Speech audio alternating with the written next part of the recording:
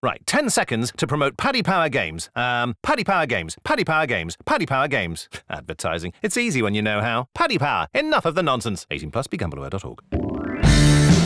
Hello, welcome to this weekend's Racing Postcast. I'm Dave Orton, replacing Maddie Plough, Bruce Millington in the chair this weekend. Lucky you. We've got ITV Racing to look at on Saturday from Doncaster, Newbury and up at Kelso as well. We'll also be looking later on at the cards in Ireland, Leopardstown, Sedgefield, small runners there. There's a boycott we can talk about, and also Huntingdon as well. Delighted to say that in the studio I'm joined by our star tipster, Tom Collins. TC, how are we doing? Yeah, good, thanks Dave, how are you? Happy days, I'm all good. And from Ireland, of course, David Jennings joins us, the usual Friday slot. DJ, how are we?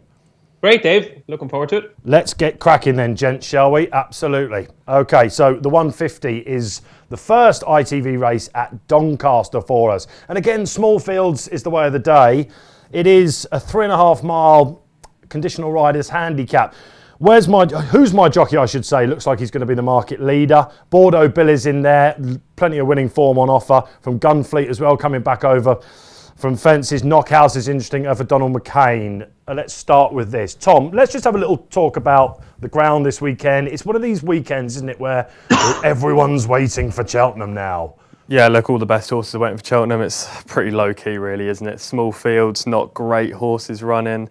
Especially at Doncaster, where the ground's pretty quick and most of the races are scheduled for, I don't know, the National, and horses want to be waiting for soft ground. So, yeah, not big fields, not great horses, but hopefully you'll find a few winners along the way. And what about starting in this 150? Who's my jockey? He's been called a few names, this chap, hasn't he? Yeah, he's a bit of a dodgy conveyance, really, but he's not an exposed 6-year-old. He's open to further improvement. He goes well fresh, which he will be tomorrow. Cheap Piece's first time could spark some improvement, and Sean Bowen's booking looks pretty key to me. Look, it's a terrible race in my opinion. Bordeaux Bill's got nothing in hand off 126. Knockhouse, I wouldn't be backing the McCain horses at the moment until he gets a winner. I really fancy Boldmere, but Boldmere's been taken out, so who's my jockey's the one. But the price is, it's not really a betting race for me. Class 2 race, DJ, isn't it? Who's my jockey? I'm assuming you've had a good look at this. Should he be favourite? With expecting maybe around the 3-1 mark, I think. Yeah, well, there's 4s available at the moment. I think that's probably a point too big. I think he should be about 11-4. And he's been called a few names, deservedly, when he won his bumper at Market Race. And of course, the reason he's been called a few names is because people were expecting big things because he's a 3-parts brother to Hurricane Fly. And when you're related to Hurricane Fly, of course, everybody expects you to emulate what he does. And he's certainly not going to. But I think with Who's My Jockey, the key thing here, there's 2 key things. The first, obviously, is the step up and trip, which he looked to be crying out for, I thought, last time at Kempton on Boxing Day. And the second thing is the cheek pieces for the first time. Like, this is a horse who badly needs some aids. And I think cheek pieces will bring out the best in him. He's just been a little bit disappointing. He races lazily, and I think he keeps a little bit to himself. But if they have found the key to him, this is a race that's definitely winnable. His last win came off a 126-day absence. He's off an absence here. He hasn't ran since December 26th. Everything is in his favour. I think the track will suit, the trip will suit. He's got the cheek pieces on.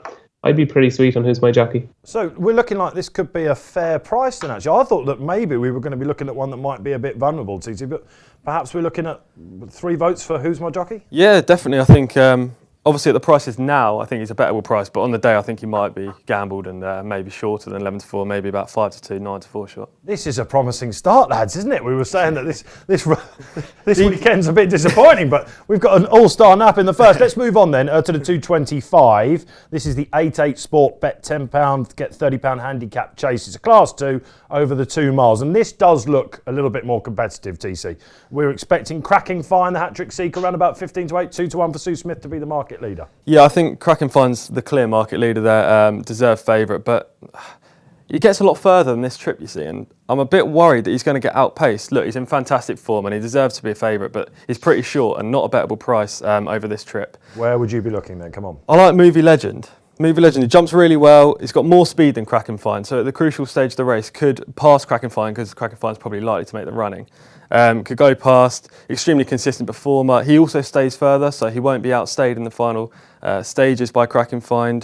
Improved effort last time out after his second wind up, so he has got breathing problems, but an improved effort last time out. He can improve further again, and look, at the prices, he's the one. He's got some pretty good form, hasn't he? That Bundoran form at Cheltenham. Exactly, yeah. That was a good run. Yeah. DJ, let's have a look at this race. Cracking find, or are we looking for something a little bit less obvious?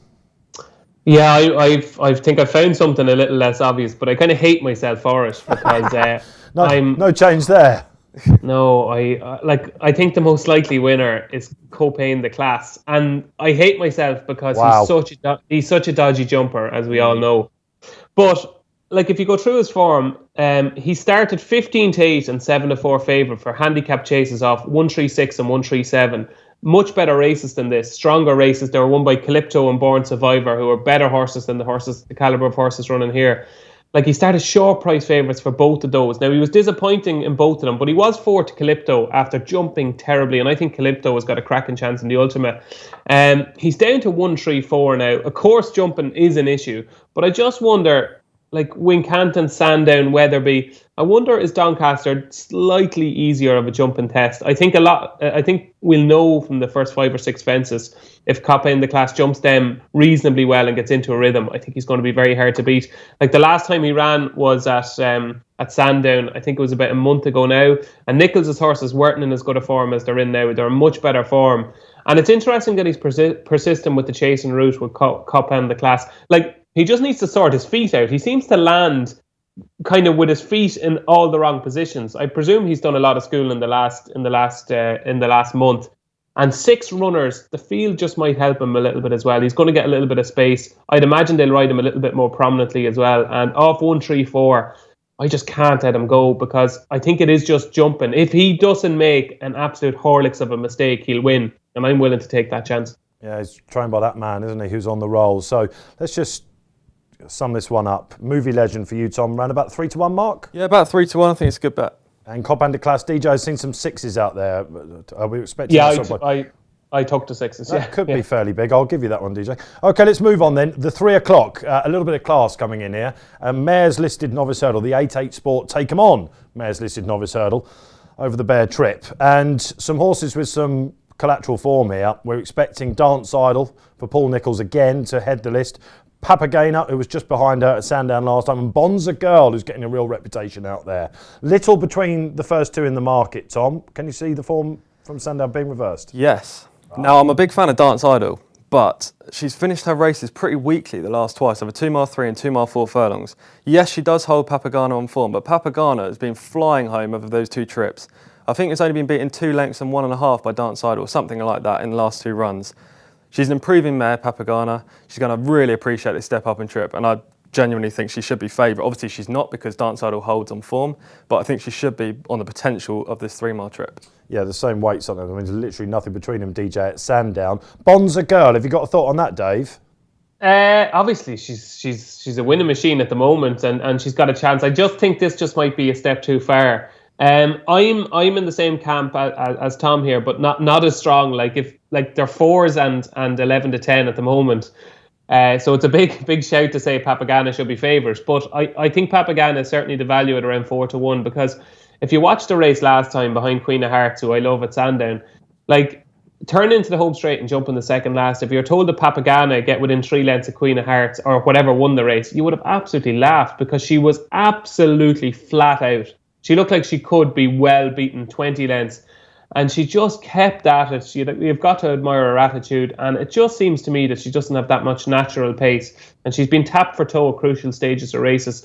Hopefully here it'll go a decent clip. It'll suit stayers. That big long home straight at Doncaster should suit her. And she's going to be the one that's going to see out the trip best. So a 4-1. I'm not saying she'll definitely beat Dance Idol, but there's far too much between them in the betting. So on value grounds, I'm going to go for Papagena. Let's take this left field slightly. We've all mentioned Queen of Hearts there. DJ, you mentioned that you're a big fan at Sandown. She does look like a proper mare, doesn't she, Tom? She's a real tank. She is entered at Cheltenham in the mares and the novice as well. Might need a little bit of range, but she's not at the finished article. This race could potentially have a ripple in that market. Look, it could boost her form no end, really. Papagena and Dance Idol.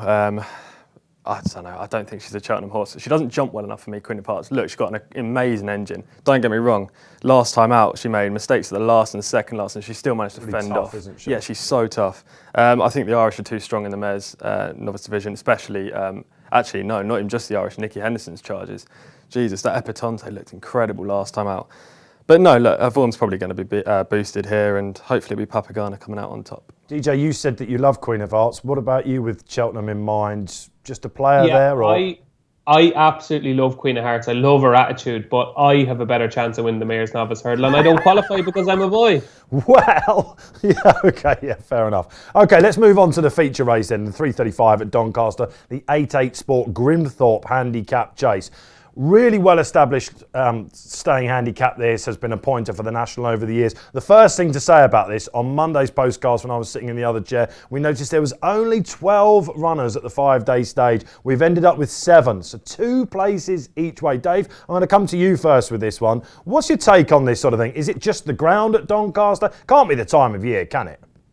Yeah, well, it's a 3 mile 2 stay and chase, and it's run on good ground. So the horses that for this race, should be suited to this race are all crying out for a bit of cut in the ground. So I think that's the key thing. Like, it's very hard to find, these stamina-laden chasers who want good ground. There is obviously some, but they're usually classier types. And those classier types are obviously waiting for Cheltenham. And I think what you've got here is the leftovers, horses that are going to be aimed at the Scottish National and stuff like that do handle better ground. And for that reason, I think Dingo Dollar is going to win this. I think he can absolutely put a line through his latest run. He was obviously very disappointing. He was short price favourite to win at Doncaster over 3 miles. But Wayne Hutchinson decided, I think beforehand we were thinking there could be a pace duel, and that never materialised. Wayne Hutchinson decided to hold up Dingo Dollar, and he just completely sulked. He needs to be ridden aggressively, and he wasn't, and he seemed to hate it. I think this is a weaker race. He's got obviously the cheek pieces on, and I think even if he does get involved in a duel up front, that happened in the Hennessy and he ran an absolute cracker. I think if he's able to repeat either his performance in the Hennessy when third to Sizing Tennessee, or even his form from last year at Doncaster when he beat Baden, I think that's good enough to win this race. Definitely that Hennessy run, if he can get back to that form, and I think he can because I think he can put a line through his latest run, I still think he's potentially well enough handicapped. He's off the same mark here that he ran in the Hennessy. I don't think any of these could finish so close in the Hennessy. So it is Dingo Dollar for me. That's interesting because he's obviously not favourite. Let's just give the viewers out there a little idea of who's been declared. At the top, he gets £1 from Rocky's Treasure, Kim Bailey's horse, who TC will give us a line on in a minute, I'm sure. Looking Well of Nicky Richards, one of 2 for Nicky Richards. Chidswell's in there as well, and Boda Brise and Barney Dwarn, and making it up is Brian Barana, who was last seen a little bit below par there last time out. Are you with Dave, TC, or do you think that Rocky's Treasure could just be the class act? Well, I think Dingo Dollar's probably the value bet in the race. I'm just slightly concerned about his jumping. I know DJ said he sulked a little bit last time out, but he missed every single fence. And against Rocky's Treasure, a horse that can properly jump, I think he may be put under pressure at an early stage. Rocky's Treasure's short, isn't he? But he's probably the most likely winner of the race. He's 2 for 2 at Doncaster. He still holds an entry in the Ultima. I don't know if he's going to go there. He's an improving novice chaser, and last time out he bumped into OK Corral, who's going to win the National Hunt Chase. And he bumped into the second, which was Secret Investor, who didn't jump well last time, but he's a very good horse. This is a much easier contest. Dingo Dollar's the value at the prices. Rocky's Treasure, probably the most likely winner. You have to assume that these 2 horses that we're talking about will, they'll dominate the betting because it's a blow for punters that there's no third each way place, isn't it? I agree with DJ that the Hennessy run, or the Ladbrokes Trophy as we now know it, should probably just about make him favourite, but that would worry me slightly. I thought Looking Well was interesting. I know that this comes just 10 days later, but he looked back to his best. He's got loads of form at Donny as well. Would you give him any chance, Tom? He's going to run well, but he won last time out in a Veterans Chase, and this is a lot harder. Rocky's Treasure and Dingo Dollar bring good form to the table, and he may struggle against the unexposed horses. Okay, that is that. So, Dingo Dollar for DJ, Rocky's Treasure for you, Tom? Yeah, Rocky's Treasure. And I'm going to give a vote to Looking Well. I think he'll shake them up a little bit. Before we go to a break then, a quick plug for the Racing Post Cheltenham Guide 2019, now available. 208 pages of absolute magic. Paul Keeley's tips in there, major interviews with the big bookmakers. Tom, you've put your best bet up there. My best bet is indeed in there. DJ, no doubt you're all over this as well. I am. And would you believe it, I'm even in there as well. So there's three amigos that have added to this. It's absolute magic. Make sure you get your copy. Okay, after the break, we'll be looking at Newbury. Friends, or maybe more. Earn a 20 quid free bet for every friend you refer to Paddy Power, thanks to our Friends with Benefits programme. Log into your Paddy Power account and share your referral link to get started. Terms and conditions apply. 18+, begambleaware.org. Okay then, let's have a look at the rest of the ITV racing on Saturday, starting at Newbury. Decent card there. The Greatwood card, of course, and in the 205, a veterans chase. Everyone's favourites lining up here. It's the William Hill supporting Greatwood Veterans Handicap Chase. And heading the market, I think, will probably be Abolitionist, The Last Samurai is in there, Carol's Destrier, Theatre Guide, to name but a few. Ziga Boy, who I thought was quite interesting. Tom, I'll come to you. Who's going to win? Well, it's not a betting race for me, but I've narrowed it down to two. So I backed Abolitionist for the Grand National already. Okay. Based on the fact, isn't he? Yeah, exactly. Good form at Aintree. He's probably well treated off this mark of 145. He's got a nice weight, and obviously Richard Noonan's a master, and he's kept him fresh. Ground. Look, he can handle anything. He's won on good. He's won on soft. I think he's going to be fine this weekend. I think he's going to be fine at Aintree for the ground. He's the 4-1 sort of market leader as the market stands. I think it's a little bit short for tomorrow at that price. Okay. With the National obviously in mind, I'm not sure he's going to be 100% for this. So I'm interested in Phillip Hobbs' bottom weight Perform. 10-year-olds have won this race 8 of the last 9 years, which I thought was pretty interesting. And Perform has only had 10 starts, so he's very unexposed for his age. Ben Jones gets on well with him. He's ridden him for the last few starts. Could be absolutely chucked in off a mark of 125. He hasn't shown his best, but Phillip Hobbs is a master, isn't he? He's going to be able to get him back to some sort of form. He's clearly his problem, and he could be interesting. He's an interesting horse. I remember writing in a 100 Winners Guide, which we do here at the Post, for dark horses. I thought he was going to be something that might take off. I assume he's just had loads of problems, has he? Yeah, well, I don't know personally, but I imagine he's had plenty of problems. Only had 10 starts as a 10-year-old. He must have had issues at home. So they're your two. DJ, love these veterans chases or meh? No, I like them, yeah. No, I like this race. I'm a bit worried now because Tom has mentioned 2 horses and he hasn't mentioned my strongest fancy the whole day. Go on then. Which is a bit worrying. I'm all over Carol's Destrier. So you love these races? Yeah, well, usually, I don't really mind them. I'm not quite sure if this should be added to the Cheltenham Festival, but they're still horses we recognise, they're horses we know. Obviously, Paul Keeley is a founding member of the fan club for he is that. But I just think when you kind of when you see a card like this is made for one of these races, because obviously most of the Cheltenham horses, 99.9% of them have ran already, so they're not going to be running today. So why not have a few familiar faces of a Saturday and the horses that appeal to people who have probably backed them already? Like Carol's Destrier here, I'm shocked that she's 8-1. I think she should be much shorter. The thing about Carol's Destrier is she seems to absolutely love Newbury. If you think of it, she was second to Native River in the Hennessy in 2016 off a mark of 148. He's down to 137 now. Was 8th in the Hennessy to Total Recall, and was value for finishing closer because he got hampered at the third last that day. He won at Newbury off 135 in December. He's finished 4th in the Classic Chase at Warwick after that. And then you can completely forget about his run in the Grand National Trial, because I thought he was travelling really, really well, sneaking into contention, and then he was just badly hampered. That was game over. And I thought Aidan Coleman looked after him there. I thought it was a good decision. This race looks made from Neil Mulholland has had 3 winners from his last 10 runners. And I just think off 137, he won off 135 here in December. He's only £2 higher now in a race that is tailor-made from. I just think he's a Newbury specialist. And I think 8-1 is a cracking price. The stable bidding for back-to-back big Saturday winners after Waltz, of course, took the feature last Saturday. I'm interested in Ziga Boy here, chaps. He hasn't been seen for 2 years, literally 2 years, after winning his second Sky Bet chase at Doncaster. Obviously, he's not going to go for that because a Dingo Dollar's up there with Wayne Hutchinson on. Tom, the handicap has given him a chance off the same mark. The market should tell us, do you think, whether he should be right? Of course, Alan King's columns and comments are available, of course, on our app. I think that this chap could be something different for the Sphere. Am I wrong to think that? I think he might need the run. It'll be an incredible training performance if he comes out and wins. He is well treated on his best form, and if he'd had a few starts and shown some promise, then he'd be a lot shorter in the market than he will be tomorrow. You'd like to hope he'd run a nice race though, because there's still a little bit of the season remaining. Alan King works wonders. He could be a winner in waiting. Yeah, I just thought the handicapping point was interesting. He's around about the 10-1 shot, so wide open. So DJ, we know that you're Carol's Destrier, and Tom, of your two, if you had to decide one way over the other? I'll go for Perform. Perform, a value call. Yeah, a value call. Right, nothing wrong with that. Okay, let's go to the 240 then. This is the big race of the Saturday. I think we can all agree on that. The William Hill supporting Greatwood Gold Cup Handicap Chase. Absolutely dominated by Paul Nicholls in recent years. I think he's won 6 of the last 10 renewals, something like that.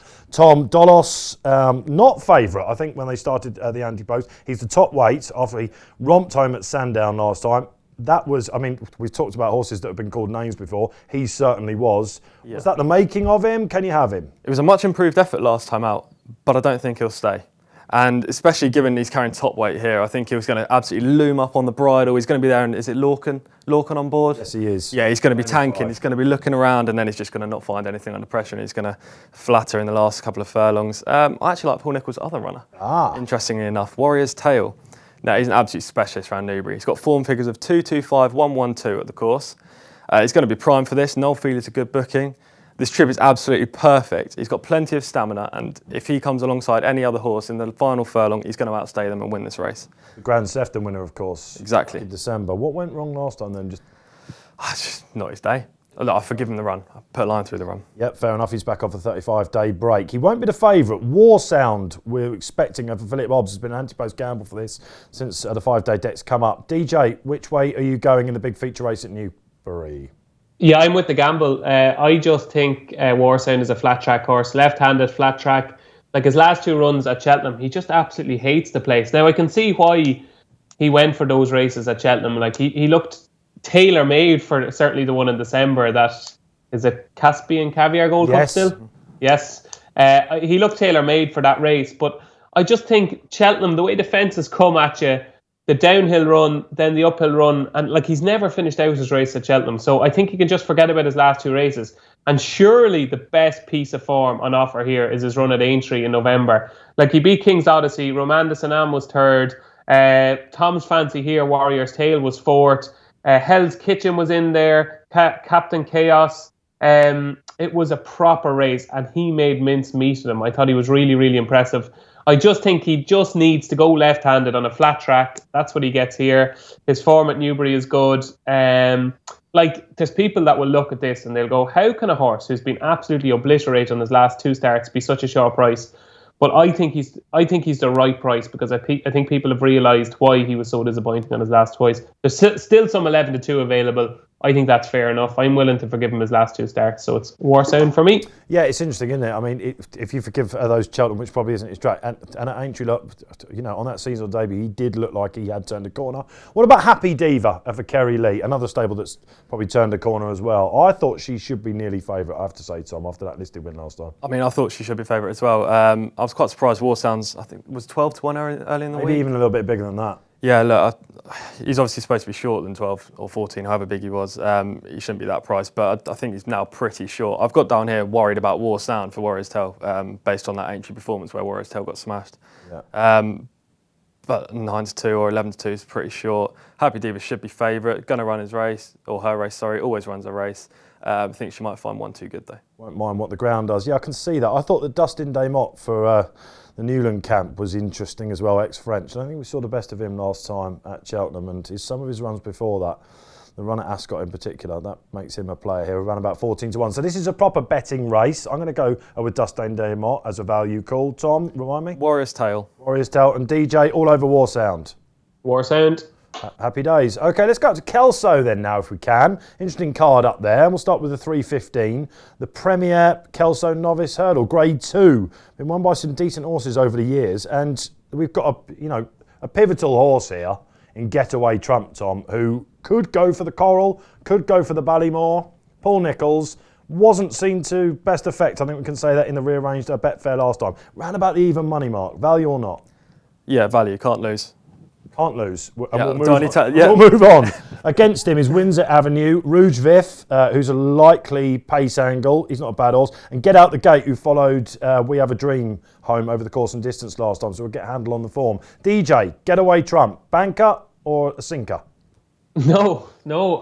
He could win, but surely the betting is too much between him and Rouge Vif. There's only £1 between them in official ratings. Rouge Vif is a massive horse for me with regard to Cheltenham, because I am so sweet on Mr. Fisher in the Supreme, and I think he's been the most underrated horse everywhere. If you read previews, preview nights, Nicky Henderson stable tours, you're barely getting a mention of Mr. Fisher, and I just can't understand it. When he won the race at Kempton on Boxing Day, as you call it, when he won that race, when he beat Thomas Darby, when he beat Rouge Vif, when he beat Did They Leave You Away Too, I said there is your Supreme winner. And I thought he enhanced his claims when he won the Haydock Supreme Trial, the race to Pedlar's Cross, and Cinders and Ashes won.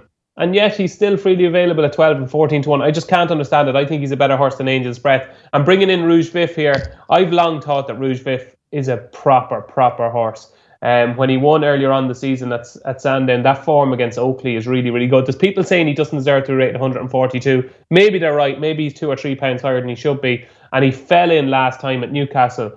But he's still, I think, a very, very good horse. If he's able to repeat the performance at Kempton from earlier on this season, where he was given Mr. Fisher £5 and he finished less than 3 lengths behind him, I think that's arguably the best piece of form on offer. He's 7-2 with Paddy Power. Getaway Trump, I think, is 4-6 or 4-5. Okay. Maybe Getaway Trump will beat him, but I think they're going to be bang together jumping the last. So I'm going to side with Rouge Vif. It's interesting that Getaway Trump comes here, isn't it? Because he's had, 5 runs already? If you're looking at Coral Cup, you usually look for somebody a little bit exposed. He looked all over like he wanted a little bit more of a trip. Windsor Avenue's not a bad horse. Rouge Vif, Dave, just going back to you quickly, what was the crack with the Doncaster run then? Because it was like 1-8 to win that, wasn't he? And he only just got home, didn't he? At Newcastle, yeah. Newcastle. He was 4-11, and I had kind of talked him up because I just love Mr. Fisher. I think I've heard you do that, Dave. Yeah. I was even making the case that 4-11 was serious value. I think he was 4-9 earlier in the day, and You were proved right. That's what matters. And I told a couple of lads that were fancying horses that day, I said, just put him in, whatever you fancy, put him with Rouge Vif, because, you're getting 2-5 or 4-9. And this horse is certainly, because it was such a poor race. And jumping the last, he couldn't win because he'd been passed. He didn't jump the last that well. He couldn't win. Now, I'm hoping he was just on an off day and his raw ability got him home. But it was really, for a winning performance, it was bitterly disappointing. But I think he's much better than that. I think Kelso, hood on, out in front, jumping well. I think Getaway Trump will go well to beat him. Fair enough. Okay, interesting race then. Also at Kelso, we should mention their Premier Chase, which is earlier on in the card. And Black Corton gives the race a little bit of class. I don't know if you looked at this, chaps, but one for Arthur's in it as well, Captain Redbeard. Many Clouds won it in 2016. Tom, the fact that Black Corton's turning up here, festival just a couple of weeks away, looks like he might be going national? I'm not sure. Paul Nicholls is sending quite a few decent horses up to Kelso. Obviously, if Getaway Trump wins, which he will, and then Black Corton wins, they could potentially both go to Cheltenham. You're not sure, really, to be fair. Look, I think they'll both win. Okay, fair enough. Just also on Saturday, we should mention the other cars that's racing at Lingfield, Navan and Chelmsford in the evening as well. DJ, anything from Navan? I haven't had a great look at the card yet, I must say. Give me that pronunciation again. Navan? Yeah, see, what you're doing is you're almost right, okay? Because you always do this with me. I remember I called Oisin Murphy Oisin once. You absolutely trashed me for it, rightly so. Come on, how should it be pronounced? We've done this with Turlers as well, which I'm getting right now, Dave. Even on Sky the other day, I got pounced on for that. Your theory is right. It's like when you fancy a horse and you get the winner, but you get there in the wrong way. Yes. So you're right. Thank it's you for Navan, right? So it's a palindrome, as in it's spelled the same backwards and forwards, okay? But you're elongating the second A rather than the first A. So I would pronounce it Navan. But you're going Navan, yeah. Did I say Navan, did I? Yeah, you're just giving the second A too much more. Yeah. So it's Navan. Gaelic lesson there. Palindrome as well was just mentioned by DJ. Yeah, is there anything there that we should be backing, DJ, which is the important factor? You're right, I'm getting to the right favourite, aren't I, but the wrong way about it. Yeah, at where? Give me one more go of it, come on. Navan. No, you did it again. Navan. Okay. Anyway, at Navan on Saturday, couple of interesting races. The most interesting race of all is obviously the Grade 3 Flying Boat Novice Chase, and Duke of the Tie, who was entered in the Arkle, runs here, and he's against Jets, who's been a little bit disappointing. Duke of the Tie has got this rock solid handicap form. He's progressed throughout the season. I thought he was quite impressive when he won the Dan Moore at Fairyhouse. He should be up to winning this. He's rated 150. I think Hardline, Duke of the Tie, and Mengley Cam were all entered in this race, and I think the fact that Duke of the Tie is entered here means he's going to come here, maybe go to Fairyhouse and punch his 10 then. I just think he's rated £3 a better horse than Jets, and I think that's about right. They're roughly going to be, if I was to guess, they'll roughly be about 4-5 and 13-8, and I think that's about right. Maybe you don't want to be back in your 4-5 shots on a Saturday, a couple of days before Cheltenham, but I think he's probably one of the more solid 4-5 shots. Well, so a bit of class then from Navan then on the afternoon. And there's some evening racing. Chelmsford, I don't want at Chelmsford. We'll get to that in a bit on the sand there. But Tom, you're our American aficionado. Come on, there's some decent racing over in the States. Yeah, look at Gulfstream. It's an incredible racing. It's better than all the jumps meetings tomorrow afternoon. Joel Rosario, who we've seen to incredible effect over at Royal Ascot, who won on obviously No Nay Never. He's got two fantastic rides. The first one's on Jaywalk, who returns in the, now let me pronounce this right, Devona Dale Stakes. He's the Breeders' Cup Juvenile. She's the Breeders' Cup Juvenile Fillies winner. She's going to go off a very short price. Starting up over there again then. Yeah, look, Kentucky Derby's just around the corner. It's the scenes. Everyone's really excited over there, and some fantastic horses have already come out for the seasonal reappearance. Jaywalk's going to go off short price for this, but make sure you watch her because she's a fantastic performer. You'll be able to see all that on Sky, of course. Yep, on Sky. I think it's about 10 p.m. the first race, this Jaywalk race. She's going to make all. Probably doing the spotlights, I would imagine, as we speak. So highly likely. And then the most exciting horse of the day, anywhere in the world. This horse called Hidden Scroll. Now, if you haven't seen his debut performance victory at Gulfstream, where I think he won by 15 lengths for Bill Mott, owned by Juddmonte, who obviously owned Frankel. Now, this was a Frankel type performance. Arrogate, exactly. This was a Frankel and Arrogate type performance. He has absolutely obliterated the field. He looks incredible. He's going to go off at even money or something around that in the Fountain of Youth under Joel Rosario. Bill Mott will win, will make all. We'll go to the Kentucky Derby and we'll win that. Even that made your ears prick there, DJ, didn't it? The even money side. You'll be tuning in for that surely, won't you? I'll cheer him on for you, Tom. Happy days. OK, well, Tom's strong on that, but let's see what we're all strong on. It's time for the Saturday Naps. This will not be beaten. DJ, I've got a feeling I know what you might be plumping for, but just give it the top billing. Yeah, Carol's Destrier, 205, Newbury, get on. Happy days, nice and simple. TC. A horse I haven't actually mentioned yet, called Atomic Jack in the 5 o'clock at Lingfield. God knows how he was beat last time out. Everything went wrong, but he still should have won. Only £1 higher today. Good draw, good jockey. Should handle step up in grade, should win. OK, and I'll throw one in at Chelmsford in the 6:30, the mile 6 race there. Horse called Amity Waltz, Richard Hughes and Finley Marsh. A little unlucky at Southall last time. This is more his surface. I think he'll win too. So there are your Saturday naps that will not be beaten, we're hoping. After the break, it's time to look at Sunday's action. Here at Paddy Power, we're the home of the Money Back Special, with some incredible offers every single week. Check out the website or app today. Terms and conditions apply. 18+, begambleaware.org. Time to have a look at the Sunday's action then. 3 cards for you. Sunday racing in Britain, Huntingdon and Sedgefield, and over at Leopardstown as well. And DJ, I want to come to you first and foremost, this Leopardstown card, which over the years has been of real interest, largely due to the gallops that the big stables take at the course after racing. But over the years, there have been a couple of horses that might throw a very final card in for Cheltenham. I guess it's a ground issue over there, DJ, with these small fields on Sunday? Yeah, and like I feel sorry for Leopardstown. Like they did well with this meeting in the past in that they build up the after racing gallops. And like at one stage, I think a couple of years ago, we had number cloths, we had commentaries on course for the gallops. It was shown live and at the races. So it was a real there was a buzz around Cheltenham, and obviously it's a perfect time, and it's 10 days before Cheltenham. Horses might need to be schooled, and I remember a couple of years ago being there, and Sky's the Limit worked that day, trained by Eddie O'Reilly, great horse, and it won the Coral Cup under Barry Geraghty. But it did a piece of work at Leopardstown that would take your breath away, and you were getting little snippets like that I just can't see trainers risking their horses on this sort of ground. It's officially good ground.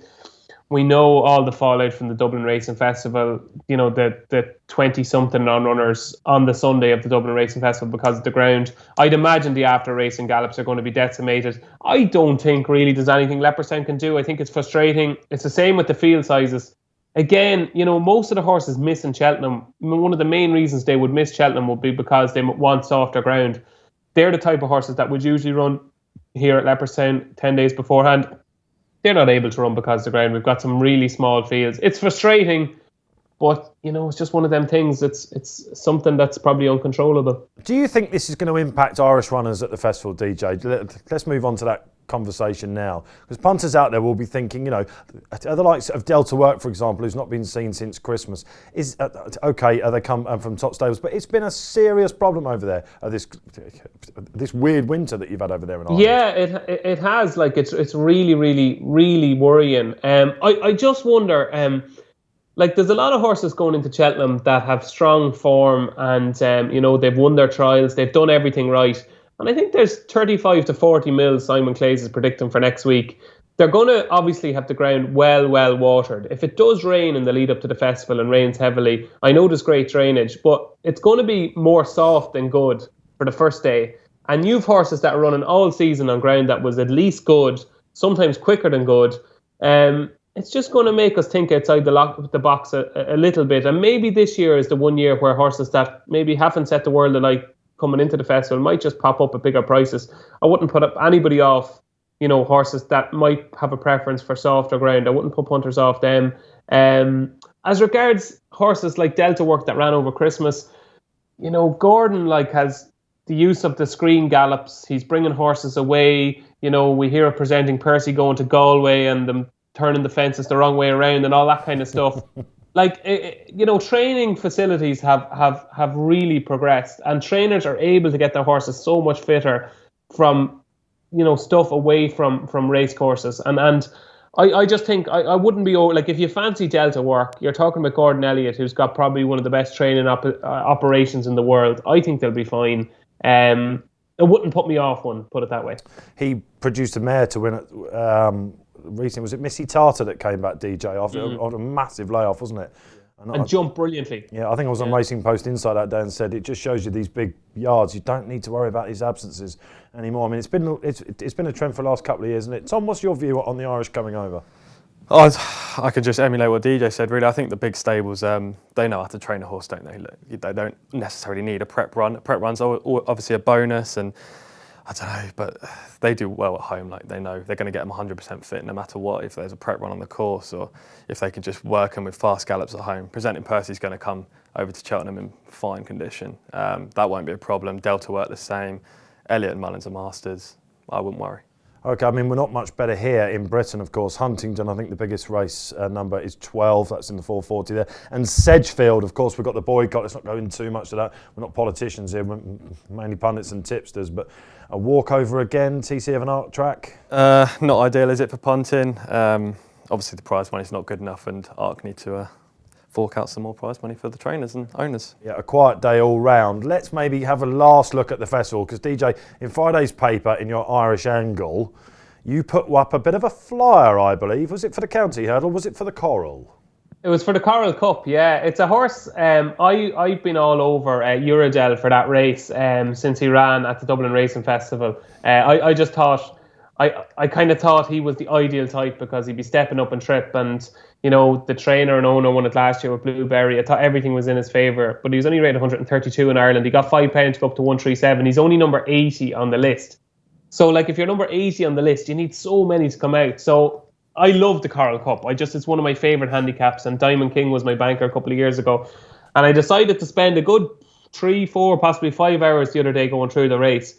And the one horse who I thought was extremely interesting was Wicklow Brave. Now, people will be listening to this going, Wicklow Brave, sure, he's a yesterday's horse. Now, maybe he is, and obviously he's not as good as he was.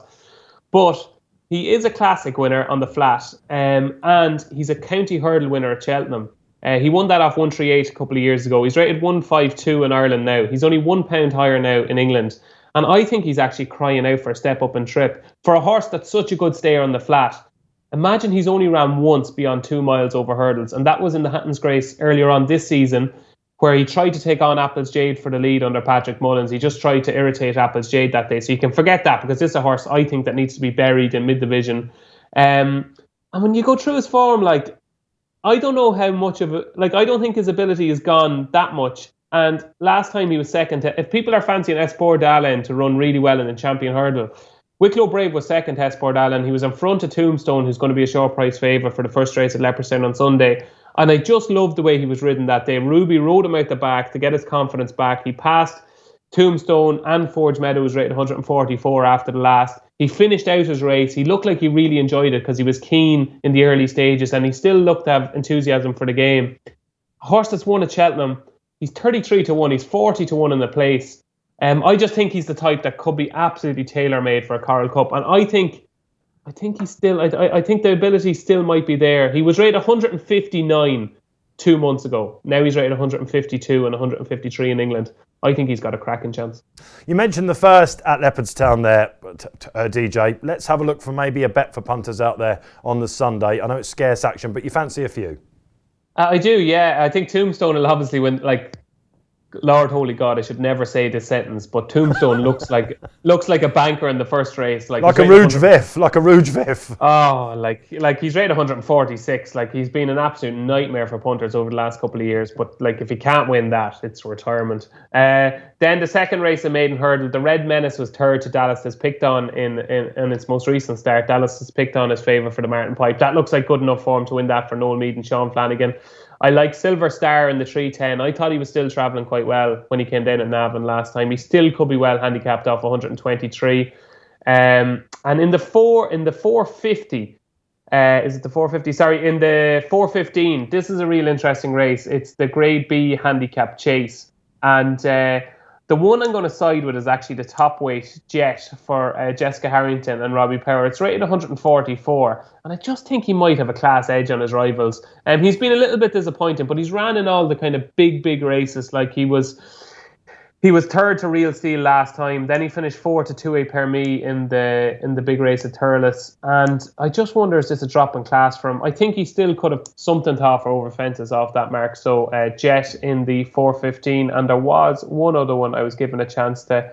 Yeah, it's in the later on in the card in the 450. The Church Gate is one of its last two starts and will probably complete a hat-trick. That was me thinking it was going to be a quiet punting day, and DJ was on the show. I should have known better, shouldn't I? TC, have you got anything for us? Yeah, I've got 4. All across the cards. I like Little Millie in the 230 at Huntingdon. 0 for 12 under rules. Always finds 1 too good. But can't fault her attitude whatsoever. Dropping trip is fine. First time visor. It's going to be our day, hopefully. Another horse that's an absolute dodge pot is Castletown in the 355 at Sedgefield. Finds it impossible to win. I think he's had 1 victory from 20-odd starts. This is a good race for the grade as well, but he does get weight from every single one of his runners. Brian Hughes is aboard. It could be his day as well. And then 2, hopefully, bankers, Thunder. It's Thunder with an O in the middle. Hosed up the other day. Third the other day. Should have hosed up the other day, yeah. Didn't get home and made a bad mistake at the last. He's definitely got a race in him. He's a very good jumper. I don't know why he made a mistake at last. He kind of dived it under Niall Houlihan, but yeah, he was extremely unlucky that day, should win. And then Ming Dynasty in the 310 Leopardstown against one of DJ's selections. Really impressive when bursting clear last time out. Ex-flat horse. Remains well treated off £9 higher and should win.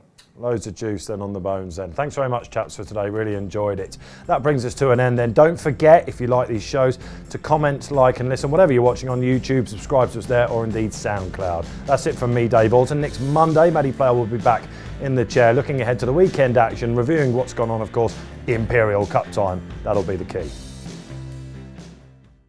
Check out Paddy's Rewards Club. Simply place 5 bets of £10 or more across any sport in a week, and you'll get a free £10 bet the next week. T&Cs apply. 18+. BeGambleAware.org.